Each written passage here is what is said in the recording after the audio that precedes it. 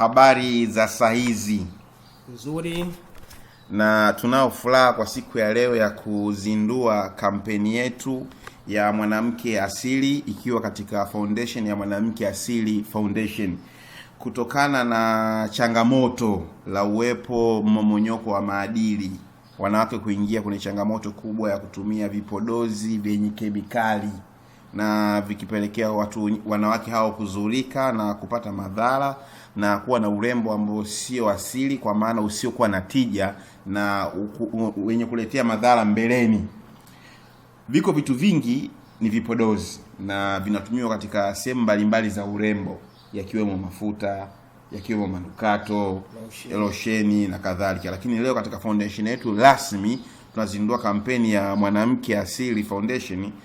Tunaanza kuzungumzia kipengele cha shepu, kiuno, nyigu, umbo la namba 8. Kwa hiyo ni mimi mzungumzaji Profesa Kashaga, nimekuja na foundation inaitwa Mwanamke Asili Foundation, na kampeni ni Mwanamke Asili, nikiwa na ndugu yangu bwana naitwa Tabibu Msomanga. Ndio bwana Tabibu Msomanga. Kwa siku ya leo Tabibu Msomanga atavaa viatu vya wanawake wanavyotakiwa kuvivaa, kwa lengo kuwazungumzia, kuwaulizia maswali, kuwatetea na kujenga hoja juu ya hao wanawake. Urembo kwa mwingi sana, lakini urembo kwa kipindi hichi ambao una trendi, unakwenda resi, ni urembo wa mabadiliko ya maumbile. Kila mwanamke anapenda kuwa na umbile kabambe, umbile zuri, umbile bomba lenye kuvutia na kutishia amani. Wanasema wanawake wembamba wamekosa amani sasa. Lakini wengine wamevuka mipaka, wanasema kwa kipindi hichi kama unataka una tofauti na mlemavu. Naam. Wengine wanasema ni ugonjwa, unatakiwa upate matibabu. Kwa hiyo ni kampeni nyingi zimetajwa, maneno mengi, lakini imewavunja. Lakini kwa research yangu fupi mimi, kutokana kutana na mabinti katika mazungumzo walionitafuta, na asili kuleta hii kampeni kwa sababu tulikuwa tuna project ya dawa mahususi ya mwanaume mashine kurefusha na kunenepesha maumbile. Kwa watu wengi wakasuggest, wakaimani nitakuwa na uwezo pia katika hii dawa nyingine ya wanawake. Kwa hiyo wakanitafuta wanawake wengi, kwa nikaona kuna haja rasmi ya kuanzisha foundation na kuna haja ya kuanzisha kampeni hii, kwa sababu wanawake naokutana nao wako tayari kwa lolote lile, ili mradi wawe wazuri, warembo na maumbile. Na kinachowaumiza sana ni shock experience kwa research yangu fupi, wanawake wasiokuwa na shepu wameibiwa, wamenyang'anywa, wamezulumiwa, wamepokonywa wanaume, kwa maana ya wapenzi ama waume zao na wanawake wenye shepu. Naam. Sio, nielewa hapo pointi yangu? Upo pamoja. Kutokana na kustruggle au kufanya scrambling ya huyo mwanaume. Sasa mwanaume ndio anafanya scrambling, maana baina mtu mwenye shepu na asiyokuwa na shepu. Sasa yule mwanamke mwanamama, sababu mimi kitu niangusha ni shepu, sina muonekano mzuri, kwa kivyovyote vile natakiwa nifanyeje? Nipambane nipate shepu. Naam. Ili kuweza kufanyaje? Kurudisha koloni langu. Sasa katika kufanya scrambling, unajua zile hatua za scrambling zina aina nyingi sana. Kuna scrambling, unakumbuka kuna vita ilitokea? Hizo scrambling, upambaniaji ama ugombaniaji wa kitu fulani kukigawanya. Kwa kuna njia nyingi za kukitaka kile kitu. Kuna uwezekano mtu akatumia mpaka vita. Sasa inakutoka kutokana na mazingira kama haya, mwanamke anakuwa iko tayari kutumia kitu cha aina yoyote kile, ili mradi awe na shape nzuri na kabambe, aweze kumrudisha mwanaume wake. Kuna baadhi ya nchi ambao na kampeni yao nasema bring back our lovers. Umeona? Ndio. Kwa hiyo sasa, je, mwanamke ambao una shape, unahitaji kuwa na shape nzuri, umbo la namba 8, ipsi za kutoka, kiuno cha nyigu, mguu wa bia. Nini kifanyike ili mradi wewe uweze kuwa na vile unavyotamani kuwa? Tutaanza mada hii. Tutaanza na kipengele kinaitwa kubadilisha maumbile, ndo kutoka kwenye muonekano uliokuwa nao kuwa na muonekano mpya. Kubadilisha maumbile kwa lugha nzuri tunasema ni haramu, kwa maana haifai, haipendezi. Wenyewe wanaita kukosoa. Kukosoa uumbaji, yani ulivyoniumba bibi hivi sivyo. Natakiwa kuwa hivi. Sasa je, kubadilisha maumbile ni nini? Kubadilisha maumbile ni hali ya kukitoa kitu kwenye asili yake ya kawaida kupeleka kwenye asili nyingine, na asili hiyo nyingine haitoweza kurejea kurudi kwenye asili ya kawaida. Si unanielewa? Lakini Tabibu Msomanga, umenielewa vipi? Lakini hapo unamaanisha kwamba kubadilisha kitu maana yake ni utofauti ambao utadumu, permanent result, milele daima. Naam, mfano mzuri, maana sisi mwingine, mimi ni mwalimu, kwa inabidi nitumie mfano ya watu waelewe. Napenda kufundisha watu wazima, lakini elimu zao ni darasa la pili, nao ndio wako wengi. Mwanamke anaweka nywele, dawa zinabadilika, zinatoka katika asili yake ya kawaida ya awali kwenda kwenye asili nyingine kabisa, totally. Lakini mwanamke yule baadaye nywele anaweza kazinyoa zote. Swali, je, zitaota na dawa? Hapana. Zitaota kama zilivyokuwa awali ambazo alivyokuwa nazo mwenyewe. Kwa hiyo hapo hajabadilisha maumbile. Naam. Kwa hiyo mwanamke huyu anaruhusiwa kuweka nywele dawa kwa mtu wake halali, anaopaswa kumuoa na kumuona. Tupo pamoja. Si ndio hapo, unaelewa mpaka? Tupo pamoja. Je, mwanamke kaamua kuchonga mwanya, je, hiyo ni kubadilisha maumbile au sio kubadilisha maumbile? Hiyo ni kubadilisha maumbile. Kwa nini unasema kubadilisha maumbile? Kwa sababu tokio hapo jino lizikota tena. Tunasema jino aliuzi kuota tena eneo lile. Kwa hiyo anakuwa amefanya nini kitaalamu? Amebadilisha permanent. Kwa hiyo inakuwa ni haramu hiyo. Kwa hiyo chochote ambacho utakifanya, utakileta, kitakutoa kwenye umbile lako la asili, na kamwe halitoweza kurejea hiyo kubadilisha maumbile. Sasa swali linakuja kwako, ni kubane hapa, Tabibu Msomanga, kuongeza shepu kunaingia katika mlango upi?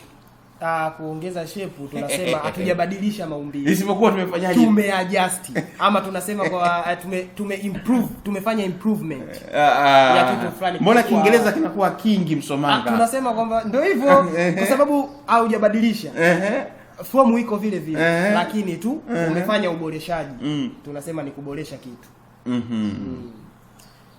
Msomanga, umedondoka kwa hoja, lakini sio mbaya. Kubadilisha maumbile au shepu, kuna majibu haya mawili. Kuna kuwa umebadilisha maumbile kabisa, na kuna kuwa hujabadilisha maumbile. Tutaanza kwa mfano wa kwanza. Mfano wa kwanza, yupo mtu ataongeza shape kwa njia ya plastic surgery. Tutasemaje hapo, Msomanga? Sasa plastic surgery hizo zipo za aina tofauti hapo. Kuna watu wanafanya implants, wanaongeza vitu katika miili yao. Kwa hiyo huko ni kujibadilisha sasa kwa kukosoa. Ndio maana nasema hiyo ni option ya kwanza. Kwa mtu anafanya plastic surgery, afanya implants kwa kuongeza vitu, na mwingine kutoa baadhi ya nyama sehemu akaekewa nini. Kama mwanadada Nicki Minaj. Naam. Mwanadada Kim Kardashian. Zile ni moja kwa moja ni plastic surgery. Surgery za plastic zinawekewa. Hiyo ni option namba 1. Na option namba 2, kutumia sindano, injection. Ndio. Unachoma sindano ya injection ambayo inasaidia ule mwili kuexpand, zile ni chemical fulani ile inakuwa inaingia. Kwa maana miongoni wa wanawake kama hao wanakwenda matako maraini, mepesi, yanatepeta hivi. Anapokuwa zidi kwa mtu mzima, yale shindwa kukaza. Mzigo unakuwa tena inabidi avae nguo ya ziada kuweza kuishikilia, kwa sababu alilazimisha kutanua misuli mpaka elastic limit akaipita. Kwa alivuka, unajui unapotaka kuexpand misuli usivuke elastic limit. Ndio. Ukishavuka pale, ule msuli unakuwa unaweza kufanya tena kurudia katika hali yake ya kawaida. Kwa hiyo watu wengi ndio wanafanya hivyo. Na tutaeleza kwa sababu gani wanafanya hivyo. Hapo profesa, labda kwenye elastic limit hapo weka vizuri kwenye Kiswahili, tunatumia Kiswahili gani? Maana umesema wewe unawaelezea watu wa darasa la pili. Tunasemaje elastic limit? Limit tunasema ni point ya mwisho ya mtanuko. Naam. Yaani sikiliza, Msomanga. Naam. Kila mwanadamu au kila misuli au kila mtu ana mtanuko wake wa mwisho, kutokana na nature ya maumbile jinsi yalivyo. Yaani wewe ukanenepa kwa kama fulani na fulani ukanenepa kwa kama fulani. Kwa hii miili yetu inaitwa body type. Sasa zile body type zinatofautiana. Kwa hiyo ndio maana hata ukiangalia wabeba vyuma wale wanaitwa nini? Bodybuilders. Hawezi wakafanana kutokana na nature ya miili, asili ya maumbile yao. Kwa utapoongezeka utaongezeka kulingana na umbile la asili yako. Sasa kwa ukilazimisha kuzidi umbile la asili yako, unaingia kwenye kubadilisha, kubadilika kwa maumbile ambao utapozidi limit hautaweza kurejea katika hali ya kawaida. Hiyo ipo hata kwenye plastic. Wanasoma darasa form 2 nafikiri. Ndio. Kwa hiyo tumeelewana ni kubadilisha maumbile. Lakini pia tunakubadilisha kuwa na shape, kuna uwezekano ukawa na shape nzuri bila kubadilisha maumbile. Kwa mfano, mtu anafanya mazoezi anabadilisha shape, squats, push up, ana maintain, anakuwa na mtu anafanya gym, Unatumia mikanda au sio? Ndio. Umeona? Labda unaweza kutumia lotion zile za asili kuacha mwili kurelax kulingana na hiyo hali iliyokuwa nayo. Sasa hapo tutaenda kuelezea kitu ambacho mtu anatakiwa kujua. Kwanza nitakalili point namba 1 kwa wanawake, bidi uielewe. Unajua kuna kitu kinaitwa role model. Kwa Kiswahili unasema nini? Huyo tunasema Kiswahili fasaha hapo sijakipatia maana vizuri. Mtu anakuvutia unatamani kuwa yeye. Umeelewa? Mtu anayekuvutia unatamani kuwa kama yeye. Sasa hivi kuna mabinti wengi, kuna Posh Queen amekuja na trend. Kuna mabinti wengi hatuwezi kuwa mention wote ambao wanaonekana wana maumbile mazuri. Kwa wamekuwa ni kivutio cha urembo na uzuri wa wanawake wengi, wanatamani kuwa wao. Lakini shida na changamoto iko wapi? Hawaangalii body type zao. Yaani mtu ana mwili mdogo ama mwembamba, lakini anatamani kuwa na maumbile ya mtu mwenye mwili mkubwa. Kitu hicho hakiwezekani. Na naendelea kukijengea hoja kukivunja kwamba mtu atofautisha baina ya mtu maarufu na mtu mwenye pesa. Hivi Tanzania tuna watu wengi maarufu, sio watu wengi wenye pesa. Tuwatazame wanawake wengi maarufu na wanawake wengi wenye pesa. Wanawake wengi wenye pesa, kwa it means wana access ya kuwa na maumbile wayatakayo kutokana na nini? Wana uwezo wa kifedha. Kwa nini wameshindwa? Kwa sababu ya nini? Body type. Sasa umeona kwa option alikuwa nayo apate muonekano mzuri ambao yuko nao sasa kulingana na body type alikuwa nayo, au akafanya plastic surgery au akachome chemical. Na kwa sababu ana pesa akachukua mtu educated, mtu mwenye elimu, inakuwa ni vigumu. Kwa hiyo wanawake wengi maarufu wanaonekana wana shape nzuri, lakini sio wanawake wenye pesa. Sababu plastic surgery unaweza kufanya kwa $10,000, $20,000, au sio? Ni kama milioni 30, milioni 40, milioni 20 unafanya. Kwa mtu anapenda urembo na mwanamke mwenye hela anafanya. Umeona? Angalia kina Nicki Minaj, kina Kim Kardashian, ni watu wenye hela wameamua kufanya nini? Plastic surgery. Sasa wewe dada unatusikiliza au mwanamke unatusikiliza, hauwezi kuwa kama fulani unomtamani kuwa kulingana na body type uliokuwa nayo. As long as body yako iwe mkabala na huyo mtu unomtamani kuwa. Sawa sawa. Mfano, mtu mwanamke ni mwembamba. Hapo kwenye wembamba hapo profesa nichukulie mfano kama Huda. Huda je, Huda atamani kuwa na mgongo kama Posh Queen? Umeona? Sasa Huda pale ndo kafanya the best ambao anaweza kufanya, ndo kawa pale. Kutokana na body type alikuwa nayo. Na kama asingefanya the best anayofanya, alikuwa ni si mtu lugha gani?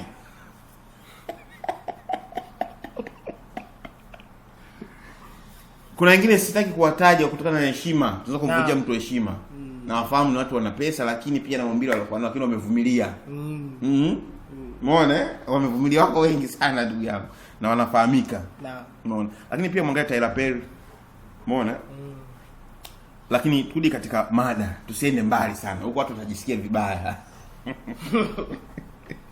Kwa hiyo point ni kwamba usihangaike kutamani kuwa na shape ambayo kamwe hauwezi kuwa nayo. Au unaweza kuwa nayo lakini kwa madhara, labda kwa kutumia dawa za Kichina, kwa kuumua. Na ukiumua lazima ujue kansa ipo. Dawa za Kichina zimekuwa zina kansa. Na mamlaka yetu ya vyakula na dawa na mamlaka yetu ya uthibitishaji vipodozi na dawa, tukizungumzia TFDA, ikatoka TFDA sasa hivi inaitwa ni Tamida na jina kitu kama hicho, na TBS pia wanasema zile dawa zina madhara, zinaleta ugonjwa wa kansa ya ngozi, ndio, kansa ya ubongo, kansa ya damu na kansa ya kizazi. Naam.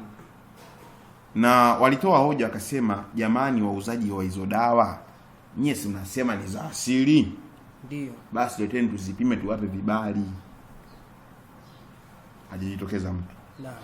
Lakini pia kuna kasumba, watu wanasema hizo dawa za asili zinatengenezwa na mimea. Sijui mimea gani. Hiyo wengine wanasema, mwingine nilikutana naye ananiambia nimesikia kuna dawa kuongeza shape ya matunda. Nikamuuliza tikiti au embe? Au ndizi. Akasema sijui, ila ni mafuta tunaambiwa. Sasa tunda gani ndio linatoa? Natoa mafuta. Amesema mafuta. Mmeelewa? Kwa jamani, hizo dawa zenye kemikali ni vyema kuziacha. Ni kweli zinafanya kazi, lakini zina madhara kwa mbeleni after 5 years, 10 years. Na tukasema madhara hayo utajenga hoja. utasema mbona fulani katumia, au sio? Ndio. Lakini je, mbona fulani anavuta sigara? Unataka ndo onekane na TB leo? Sawa. Pombe ina madhara, lakini je, kunywa chupa mbili ndio madhara? Ni vitu ambavyo vinakwenda taratibu. Mabadiliko ya muda mrefu. Wanasema half life of material. Kuna kitu kinaitwa decay. Umeona? Naam. Decay na destruction tofauti. Decay ni taratibu, kama chuma kupata kutu. Kitu kinakufa taratibu, kinapungua uwezo wake wa kuishi taratibu. Kwa hiyo hizi dawa zina madhara yake taratibu. Nafikiri nilitoka katika conference ya kwanza nikasema mpaka picha za madhara yaliyotokana na watu wanatumia dawa za kuongeza hips na makalia niko nazo. Kama unataka kuamini na kuona ni DM, ni text, ni kutumia, uweze kufanyaje? Uweze kujionea hizo kemikali. Na logic walivyosema hivyo ni kwa sababu unapozitumia zinabana ile misuli katika kuexpand. Kwa flotation ya damu inaanza kuzuiliwa kupita. Kwa hiyo pale ndio inapoanzia madhara pale. Tunasema kuna necrosis inatokea. Seli zinakufa. Kama sehemu imekuwa nyepesi, damu haipiti, maana yake kuna seli zinakufa kwa wingi. Unawezekana ukaoza mkubwa. Ni kama kampeni ambayo ilikuwa zamani watu wanatumia mikorogo yenye kemikali, makrimu yale. Ikafika kipindi mtu akipata ajali ya shoneki, ngozi imekufa nyepesi sana kwa sababu ya kujichuna mikrimu. Ni mercury zinaitwa na hydroquinone. Watu wanatia mule kama unataka kuwa mweupe chap kwa haraka. Alafu stili mpaka leo mtu aogope anakuambia nataka kuwa mweupe kama Wema. Wema ni mweupe lakini asili yake pia ni weupe. Kwa usichanganye baina ya watu asili wenye weupe afu unataka weupe kama afu pia ni nani? Mweusi. Kuna mtu mweusi lakini anataka weupe wa mtu mwenye asili ya kuwa mweupe ambao kajiongeza kuwa mweupe. Naam. Sasa turejee katika mada. Tushaelewa kubadilisha maumbile katika shepu. Kuna hali mbili, kuna hali yenye kufaa na hali yenye kutokufaa. Lakini njia nyingi zinazotumika sasa hivi ni njia zenye kutokufaa. Maana njia zenye kufaa watu hawazipendi na hawazitaki. Sasa tuende katika point namba 1. Ni mambo gani yanampelekea mwanamke kupoteza shepu? Wapo wanawake ambao mimi nikutana nao wanakiri. Wanasema mimi jamani nilikuwa na shepu nzuri lakini sasa hivi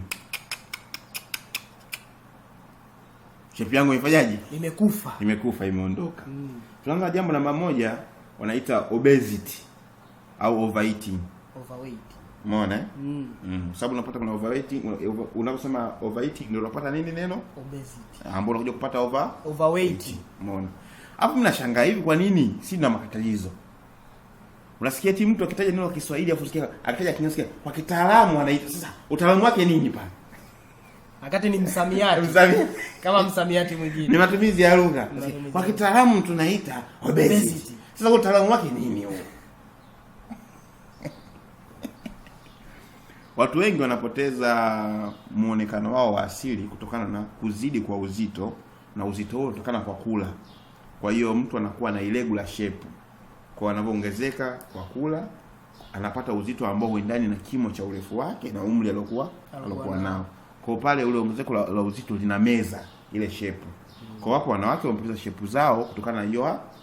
Na mtu anakuambia kweli mimi nilivyonenepa sasa hivi sieleweki. Namba 1 hiyo. Namba 2, hormone. Kuna baadhi matatizo ya hormone yanapelekea mwanamke kufutuka. Na baadhi ya matatizo ya hormone yanapelekea mwanamke kuwa na kimwili kidogo, kibao. Na utaka kuliamini hilo, angalia mwanamke anapobalee katika hormone, angalia mwanamke anapojifungua katika hormone. Umeona?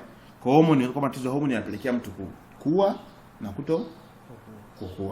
Hormone imbalance. Inaweza kupelekea mwili kuwa normal condition, ule ukuaji wa movement ukawa sio normal. Unaelewa? Tuko pamoja. Namba 3 ni ukosefu wa mazoezi. Mwanamke anafanya mazoezi na asifanye mazoezi hawezi kawa sawa. Hawalingani kamwe abadani. Tunaweza kusema kwamba hapo profesa imekuwa kama desturi. Mfanyaji mazoezi nchi yetu ya Tanzania ama Kiafrika kwa ujumla ni mwanaume. Na mbali kwa mwanaume pia, hata kwa wanaume pia, mazoezi ni sehemu ya kazi. Sio afya. Mtu anafanya mazoezi kwa ajili ya kazi. Ni wachache. Na hata kama anafanya mazoezi ya gym anatafuta mademu. Si ndio? Sio kwa lengo la kiafya. Kwa hiyo mazoezi, kwa mtu asifanye mazoezi amepoteza shape yake. Kwa sababu zamani mtu akiangalia zamani alikuwa binti. ana kazi nyingi, anacheza reggae, anakimbia hivyo. Sasa hivi mtu mzima afanye vile. Nitaka nikuulize hilo swali kwamba inakuwaje kuna mtu anakuambia mimi asili yangu mbona nilivyokuwa mdogo nilikuwa mwembamba, movement. Umeona? Sasa hivi tangu niolewe na kutalaba au tangu nifikie umri fulani nimekuwa mnene kupindukia, inakuwaje mimi asili yangu wembamba? Sawa kabisa, nakubaliana. Nafikiri jibu umelipata. Tupo pamoja leo. Na point namba 4 tunasema gravity. Yaani gravity kwa maana ya kwamba ya uwiano wa umri kukua. Kadri unavyozidi kukua, shape inaenda inaongezeka, na kwa ikifika inaanza kupungua tena. Umeelewa mpaka hapo? Uweze kutawala ile mtu ana miaka 60, miaka 50 afikino. Ni wachache sana na wame maintain. Kwa hiyo gravity inapelekea mtu kupoteza shape. Na jambo lingine ambalo ni kubwa, magonjwa. Mtu anaweza kaandamwa na magonjwa mpaka kalio, hipsi, akaporomoka kiafya, muonekano kwa tofauti. Nafikiri mnaona kipindi cha nyuma watu walikuwa wanasumbuliwa na ukimwi kabla hawajapata maelekezo mazuri ya serikali kuhusiana na dawa na taaluma kutokutengwa. Watu wa TB, watu wa moyo, watu wa nini, jinsi gani walivyodhoofika mpaka shape imepotea kabisa. Kwa sababu tunazungumzia shape ni misuli, muscles. Sheni fahamu mpaka hapo. Jambo lingine ni uzazi. Mwanamke anaweza kazaa tumbo hilo la maana. Na kuna baadhi ya wanawake wengine wakizaa wanapata homoni zao zinawaruhusu kutanuka. Nyonga na kwa maumbile mazuri. Sasa katika utanukaji wake ule asipofanya management, anataka kutanuka akawa mkubwa zaidi. Akawa ovyo. Kwa hiyo kutanuka lazima uelewe sehemu gani umaintain utanuke na sehemu gani usifanyaje ustemke. Hiyo namba 6. Na namba 7 ni barehe. Unaona kuna binti anakutaka nataka kuwa na shape. Barehe yenyewe bado. Sasa wewe rafiki yangu shape itakuwa iko vipi? Sawa. Unaelewa hapo? Tupo pamoja. Au na sababu nyingine unapofikiri inaweza kupelekea mwanamke kudondosha katika shape. Msongo wa mawazo pia inapelekea mtu anakuwa anamomonyoka kimwili. Stress za muda mrefu. Sababu stress za kulimit wewe kutokula. Unashindwa kula kwa maana kama hauli nyama pia muscles tumesema zinakuwa zijengeki. Kwa hiyo tutaitia namba 8 ambayo itakuwa ni kinyume cha obesity. Kwa hiyo mtu anakuwa hali anakuwa mmonyoko wa shape imepungua kabisa, anakuwa ni mdhaifu. Umeona? Lakini pia wengine kupata ajali. Au sio? Ndio. Ambao kapelekea mtu shape yake kufanyaje? Uweza kuharibika. Hiyo itakuwa ni namba 9. Lakini namba 10 ni mental psychology. Mtu shape yake inaweza ikapotea kisaikolojia. Kwa sababu shape wanao lakini anajilinganisha na watu. Kwa automatic anajiona nini? Atajiona yeye ana shape ndogo. Wewe mwili wako mdogo, una umbile dogo, lakini unajilinganisha? Yaani wewe una ST VVTI. Unataka kushindana na Land Cruiser 1HZ. Ni vitu vigumu. Kwa hiyo ni mental psychology, utaweza kuona kabisa mimi na shape ndogo. Kwa hiyo tumefahamu vitu gani vinapelekea, vitu 10 hivyo vinapelekea mtu kuruzi shape. Umeona? Na mtu amefikia pale na atasadikisha tunaona ni kweli kuhusiana na hivyo vitu. Tutakuja wanawake wana maumbile ya aina gani? Ambayo mtu anataka kuwa na shape inabidi aangalie kwanza umbile uliokuwa nao. Kwa sababu wengine wanakutafuta wanakuambia kweli. Mimi nishapata ushauri sana, sio mazoezi, sio nini lakini sielewi. Sasa inabidi kwanza wewe unaelewa shape uliokuwa nayo, umri uliokuwa nao. Mambo yanafungamana vitu vingapi? Urefu, umri na uzito. Sawa. Ushanifahamu? Ndio kufuata kitu cha 4 cha nini? Body type, muonekano wa shape yenyewe. Kwa takwimu au kwa research yetu sisi kama watu wa Wanawake Asili Foundation, wanawake wana shape aina 6. Hizi ndio shape common ambazo zinaweza kuzaa matawi ya aina mengi. Shape namba 1, na kwanza tunapozungumzia shape mwanzo kudetermine. Shape inaanzia kwenye hips kwenda juu. Kuja huku chini mara nyingi haina definition ya shape. Shape inaanzia pale kwenye hips kwenda juu. Shape namba 1 mwanamke ambaye anakuwa nayo ni shape ya umbo la sambusa. Triangle. Yaani kuna hips chini hapa anakuwa ni mpana, alafu kujua anakuwa mwembamba. Shape fani ya kutoka hivi. Au sio? Naam. Hiyo ni shape namba 1. Yaani kule mabega kwa anakuwa mfinyo. Unabega na mabega yanakuwa mwembamba.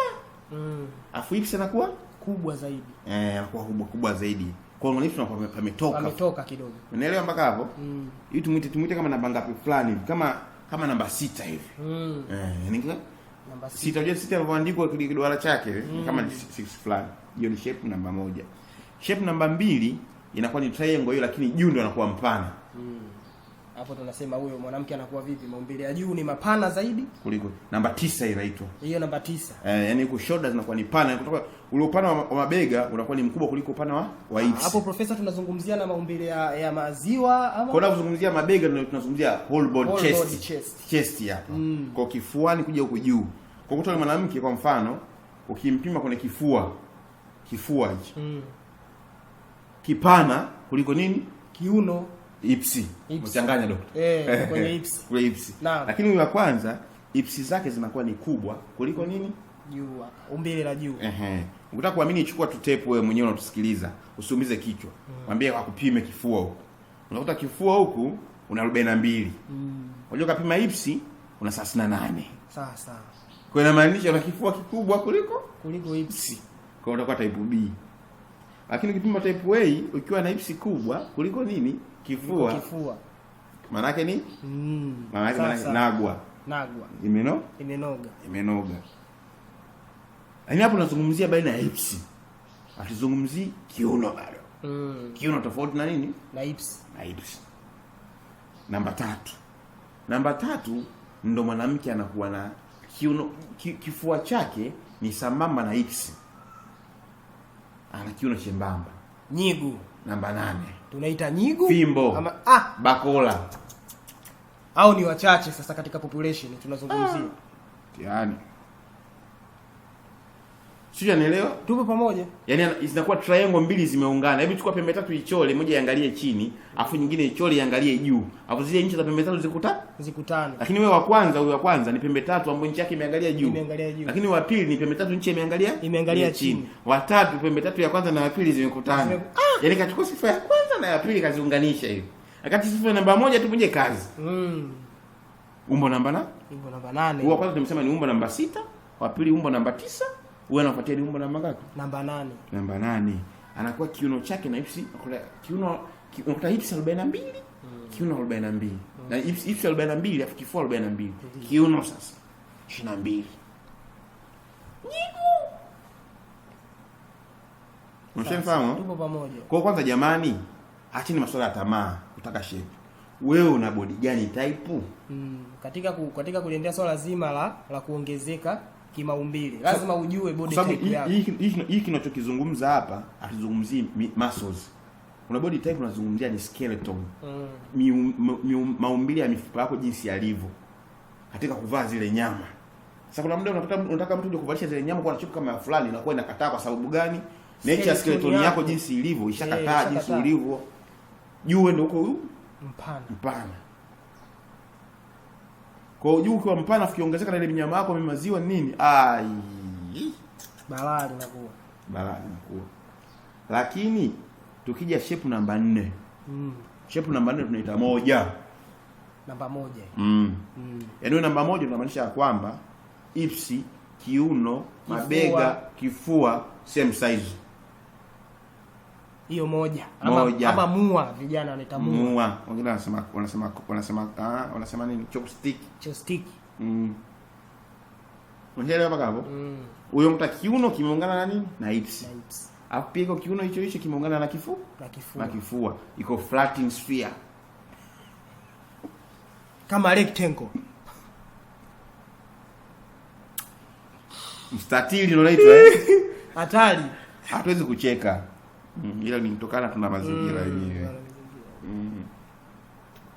Tunakuja shape namba 5. Shape namba 5 hivi ili umbo linaitwa hivi. Na jina lake hili. Mshazali. Sio mshazali. Kuna jina lake watu wa darasa la 2 na darasa la 3. Walijua ile umbo hili. Msambamba. Sio msambamba. Shipa la nini linaitwa? Parabola. Hebu tume maelezo vizuri hapo tuelewe. Watakumbuka ila umbo lina jina lake hili. Na jina ni maarufu hili. Basi lielezee. Ili umbo linakuwa ni huyu anakuwa ni mfano wa chukua pembe tatu, mmoja nchi ya pembe tatu iangalie juu na nyingine nchi ya pembe tatu iangalie chini. Vitako vikutane. Chanaelewa mpaka hapo? Kwa hiyo huyu mwanamke anakuwa iko hivi. Juu kwenye shoulder ni mwembamba. na huku juu na huku chini ni mwembamba vile vile. Mwembamba. Alafu ipsi ndio zimetoka. Alafu hizo ipsi zimeungana na kiuno na tumbo. Kwa hapo bavuni ndio anakuwa mpana zaidi. Hapo bavuni anakuwa mpana zaidi, lakini juu mdogo na chini pia mdogo. Shana mpaka na jina lake tutatafuta. Na umbo namba 6 yai. Mduara huo. Hilo duara hilo. Sawa. Yaani yuko juu, ufafanuzi wake unakuwaje? Huko juu kwa kidogo. Kama yai jinsi lilivyo. Hebu lichukua yai, afu livutie picha liweke kama kuanzia maeneo ya hapa ya ipsi kuja huko juu. Ndio umbo lako. Kwa ni maumbile 6. Umbo la yai linaitwa au umbo sifuri. Kwa hiyo first of all, kwanza unatakiwa ufahamu una body type gani. Ukishajua body type gani ndio utaweza kujua unaweza kuwa na umbo la aina gani. Namba 1. Point namba 2, ufahamu umri uliokuwa nao. Point namba 3, ujue urefu uliokuwa nao. Point namba 4, ujue uzito uliokuwa nao. Hivi vitu watu wanavipuuzia, lakini ni vitu vya msingi. Utatumia dawa utatapeliwa, utafanya nini? Utaona ufanikiwe kutokana na body type uliokuwa nayo. Unaelewa? Kabisa. Kwa hizi natural characteristics zilivyo, lakini hawa watu juu yake wana nyama. Na kutokana na kuwa na nyama, hii nyama zote zikawa ziko ni nyingi zaidi au zikawa chache zaidi. Shanifahamu mpaka? Sasa nini kifanyike ili mwanamke awe na umbile zuri la asili kulingana na asili ya nature body type aliyokuwa nayo bila kubadilisha maumbile yake ya asili? Tuanze kwanza wako. Unafikiri nini kifanyike? Hapo nafikiri ndo tusikilize solution. Solution ni labda utuambie. Sawa, mimi nitasema solution, lakini wewe pia unafikiri unashauri nini kwanza wewe? Mimi nashauri kwanza kabla ya kwenda kununua hivyo vitu ama kabla ya kutaka kuwa na umbile la mtu aina fulani, kwa hiyo inabidi kwanza wewe mwenyewe kwanza unoti pembeni vitu basics. Vitu muhimu kwanza vya kutambua kwamba mimi hapa na uzito gani? Mimi na urefu gani? Mimi na wembamba kiasi gani? Au si? Ili uweze kujua kwamba mimi naweza nikaattain aina gani ya shape. Kwa sababu usije ukawa unataka kupata shape ambayo huwezi kuwa nayo. Kwa hiyo ninavyofikiria labda mtu aweze kujiengage kwenye mazoezi, afanye mazoezi ya kutosha, squats nini, ili angalau aweze kuweka maumbile yakiwa yako vizuri zaidi. Labda kuna aina tofauti ya njia tofauti na hizo. Tunakuja katika njia. Bana, nature ya watu hawa ambao wanataka kuwa na maumbile mazuri wako wa aina 3. Mtu mwembamba, mtu mnene na mtu wa saizi ya kati. Lakini wengi wao ni mwembamba na mnene. Ndio wanapenda kuwa na shape nzuri. Tutaanzia mtu mwembamba. Tutaanza na mtu mwembamba A. Si ndio? Mtu mwembamba A ni mtu mwembamba hana tumbo. Mtu mwembamba hana tumbo kwa maana ya kitambi. Kwa mtu kile hana tumbo kwa tokana na kosa. Mtu mwembamba hana tumbo au kitambi. Mtu kama huyo hawezi kupata shape mpaka aongeze mwili. Mfano, nimesha kwenda kwa mazoezi ya gym zamani. Uweze kwenda gym ukataka kukata mwili bila kujaza.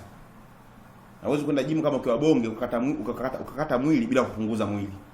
Hiyo ni slogan ipo sema wote kwa swala zima la maumbile. Yaani huwezi kwenda gym tu bonge tu, nataka six pack. Lazima kwanza upunguze ule mwili afu fika sema six pack. Au kana kimbao tu. Nataka nini? Nataka six pack. Inabidi ule kidogo ujaze nyama. Upige chuma, ujaze nyama, utie proteini, afu unamwambia ndio ukati. Umeona? Jinsi zilivyo. Kwa kama wewe ni mtu mwembamba, hauna tumbo, ndugu yangu, hawezi kuwa na shape. Kwa sababu tayari umbo lako nini? Namba 1. Unachotakiwa ukifanya, unatakiwa upate lishe. Uanze kula, uanze kunenepa, uanze kujaza nyama. Unapoanza kujaza nyama, pale ndio utakuwa unaweza kujishape vile unavyotaka. Mfano, mara nyingi watu wembamba wapendi kula isipokuwa wachache. Kwa inabidi apate mchanganyo namba 1 wa asili wa kumwezesha kupata appetite ya kula sana. Namba 1. Namba 2, apate lishe ya kusapoti mwili wake kutanuka. Hapo kwenye kula sana hapo haizi kupata kitambi. Namba 2. Namba 3 ndio hoja kujibu swali lako. Apewe elimu ni aina gani ya vyakula katika kula. Sasa ale vyakula vyenye protini, apunguze kula vyakula vyenye wanga, ale kwa kiasi. Carbohydrate. Kwa formula ziko 3.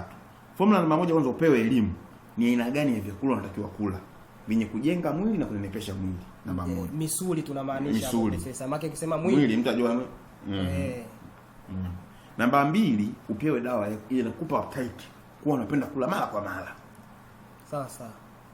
Namba 3 upewe lishe yenye kusupport kula. Kwa mfano upewe kusupport kuwa kwa misuli. Kwa mfano upewe labda giliani na asali, upewe ufuta. Yaani vitu by nature vimekuwa kazi yake ni kuboost muscles.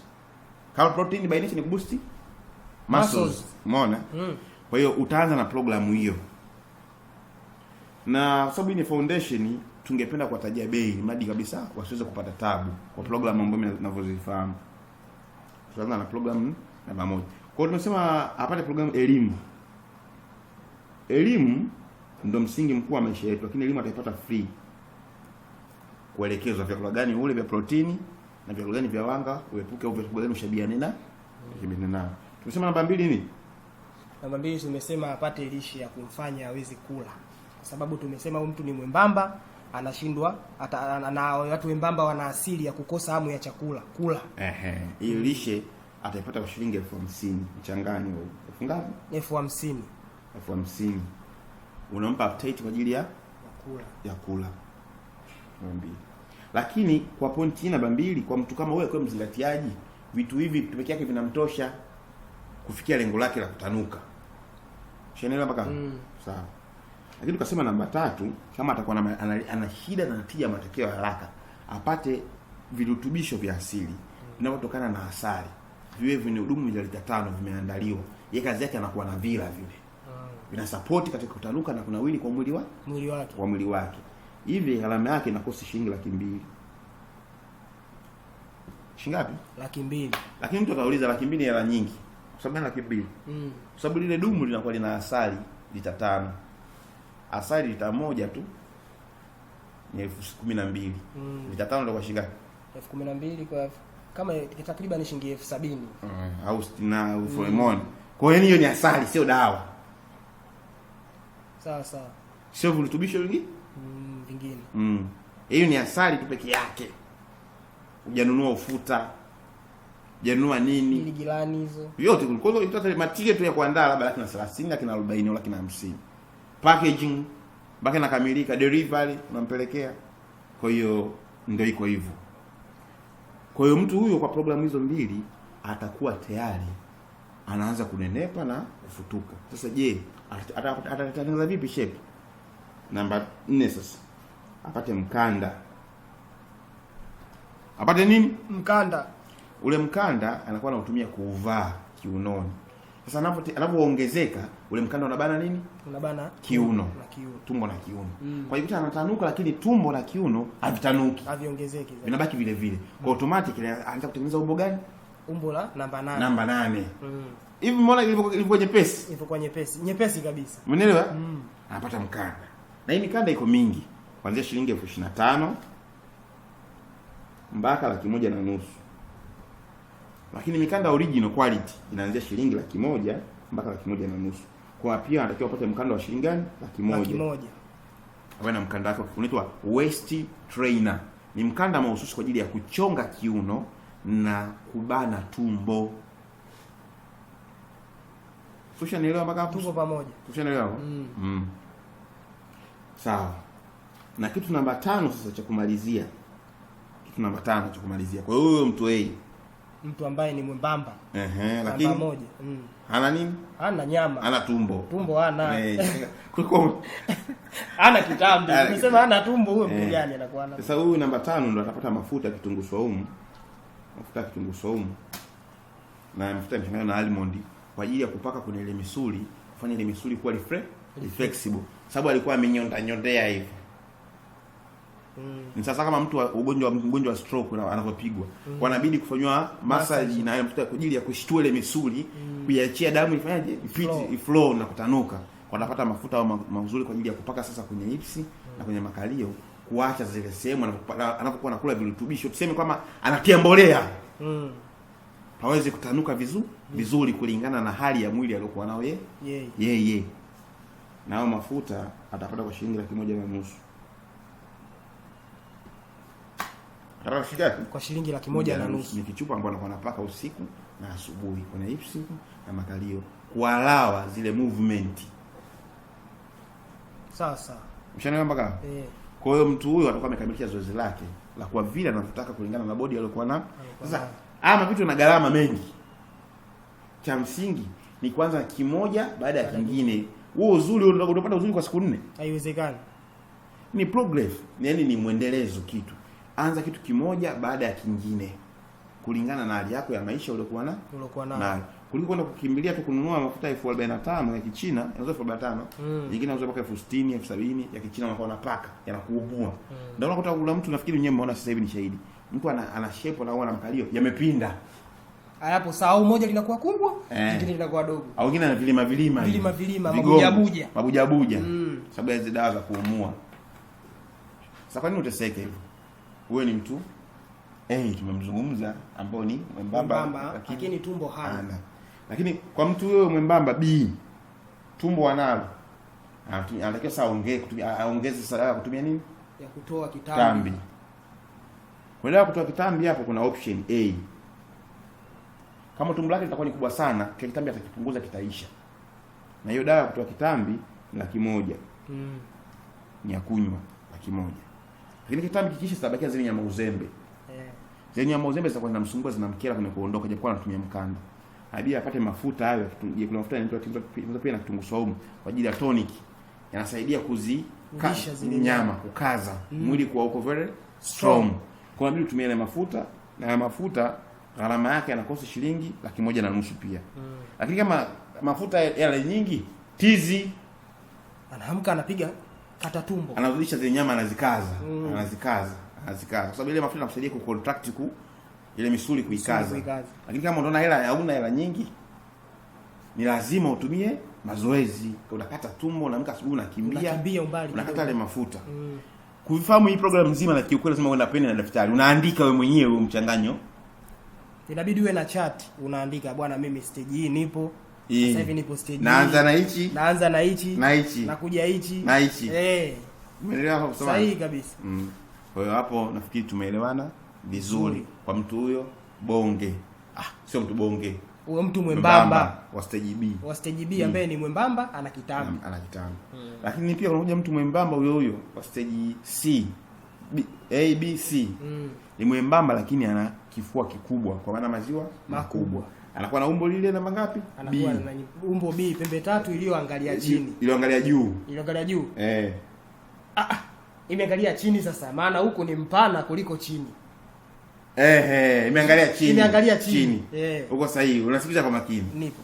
Kwa hiyo unataka kujua yeye ana kifua kikubwa. Sasa kama huko kupata shape inakuwa vigumu. Ndio unatumia dawa sio. Wewe ni kama uko juu kuna meza chini. Kwa mtu kama huyu anabidi apate dawa kwa ajili ya kupunguza maziwa na kifua. Kwa kule anapunguza ile maziwa na kifua, ile misuli anapunguza, anakuwa na sinyaa.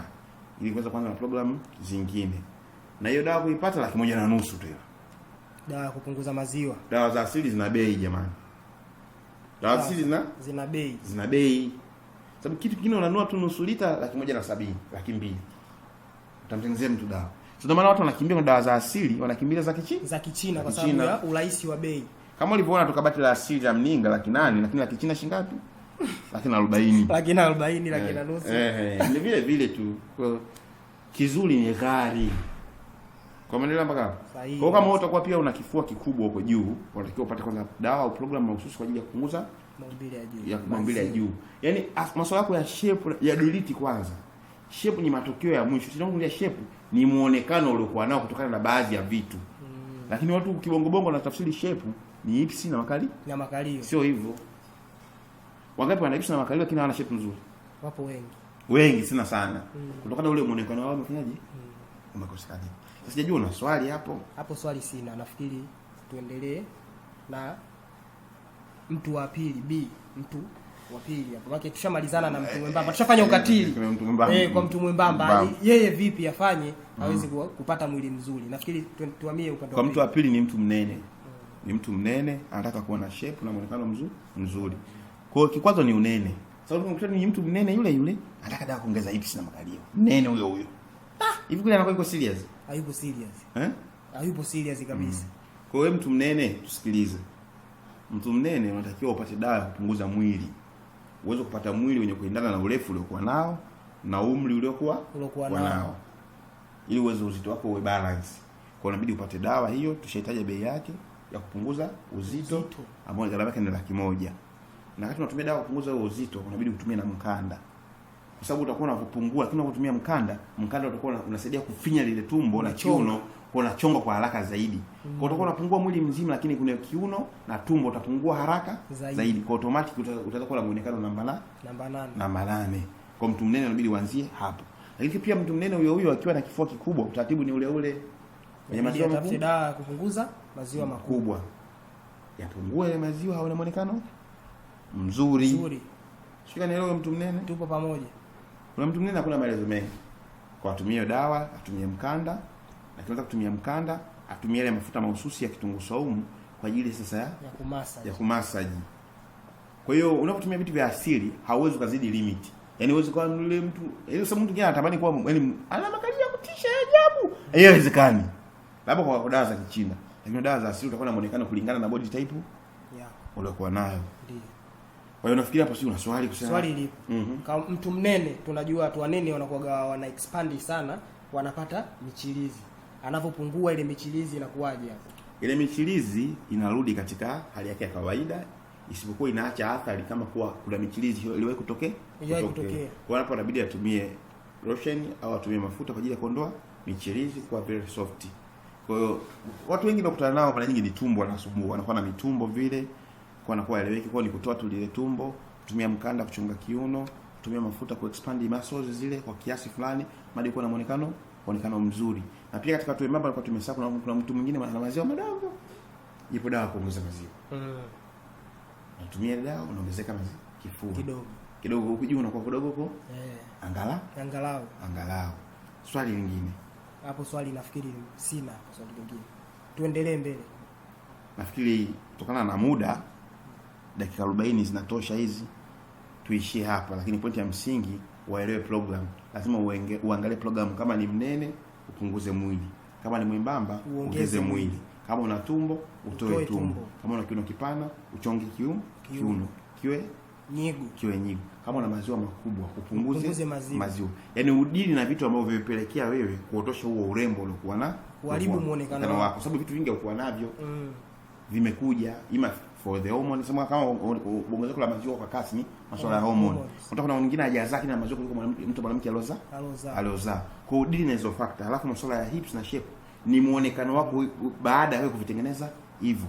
Lakini utatumia mafuta ya kitunguu saumu kwa ajili ya kumassage zile sehemu na kuhakikisha una expand na unakuwa uko vizuri. Kwa elimu bei zote umezisikia na gharama umezisikia na utaratibu. Na si lazima uhusiane na sisi Auto Foundation. Unaweza kuangalia program nyingine, lakini kupitia utaratibu tuliokuelekeza kwa kutumia ukao wenye kukusaidia sana. Kwa nafikiri hapo tumeeleka kwa watu wanataka urembo lakini hii ni foundation yetu rasmi imeanza ambayo inasema Wanawake Asili Foundation. Kwa unaweza kuungana na sisi kwa njia namba zetu za simu, kwa njia ya WhatsApp kwenye magrupu, na wewe uwe miongoni mwa watu wenye kuelimisha watu wanaojiharibu kupata madhara. Uelimishe kuna njia hizi, kuna mazoezi.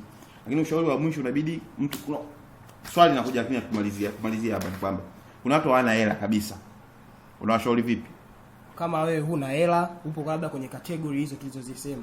Wewe mwembamba huna hela. Zingatia kwanza diet. Ule vizuri.